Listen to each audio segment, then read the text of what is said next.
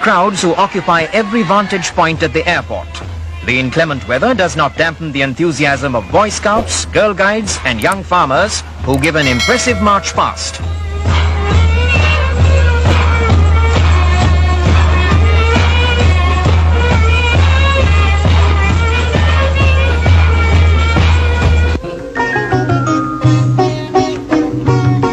Clad in white, she visits the Srinaga Vihara, where she is received by the high priest and makes offerings at the foot of the statue of the Buddha.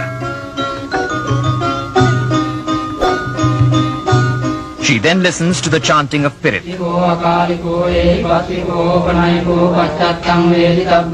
At the Nallur Kandasamy temple, she is welcomed by the Kovil dignitaries. A special puja is conducted at the temple, where the blessings of the gods are invoked for Mrs. Bandaranaike, her government and the people of Sri Lanka.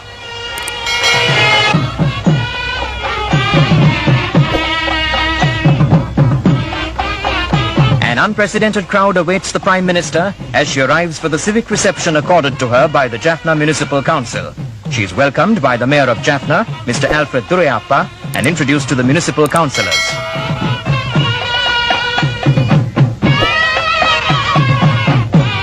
The Prime Minister unveils a life-size statue of Sir Ponnambalam Ramanathan, the great Ceylonese leader who was in the forefront of the struggle for national independence.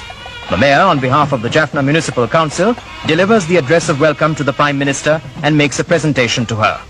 Mrs. Bandaranaike expresses the hope that her visit would bring about greater harmony and progress among all communities in the country.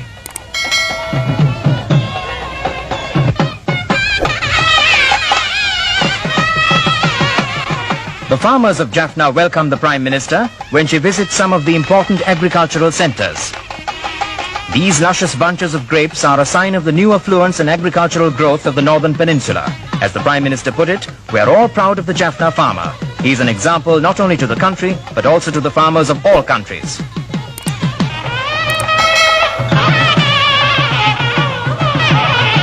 Another important landmark in the history of education in Jaffna is reached with the opening of the Jaffna campus of the University of Sri Lanka. The Prime Minister is received by the Minister of Education and Pro-Chancellor Al-Haj Dr. Badiuddin Mahmood and conducted in a colourful staff procession consisting of university professors, lecturers and students for a special puja at the campus temple.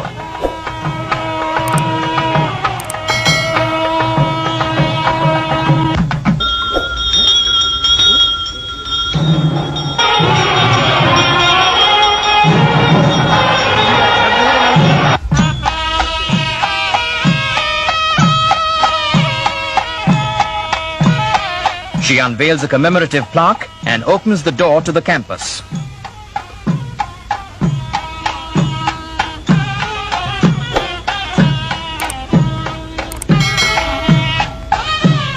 The Vice-Chancellor of the University of Sri Lanka, Mr. L.H. Sumanadasa, delivers the address of welcome.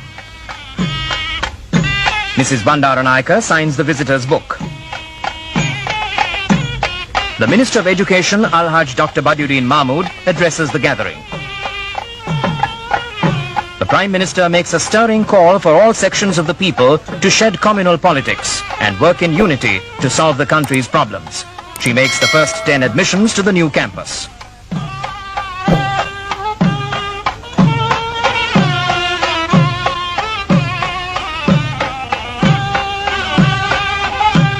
The people of Jaffna turn out in their thousands at the Durayappa Stadium for one of the biggest public meetings to be held within living memory in the northern province. They come from all walks of life, the farmer, the worker, the rich and the poor, to shower their affection and goodwill on Sri Lanka's national leader.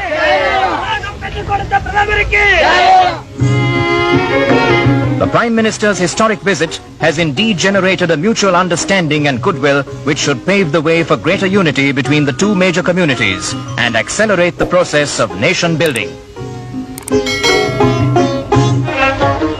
The paddy-producing district of Ampara is faced with the rapidly multiplying brown hopper pest. Over 5,000 acres of paddy have been destroyed and over 50% of the total acreage of the district threatened.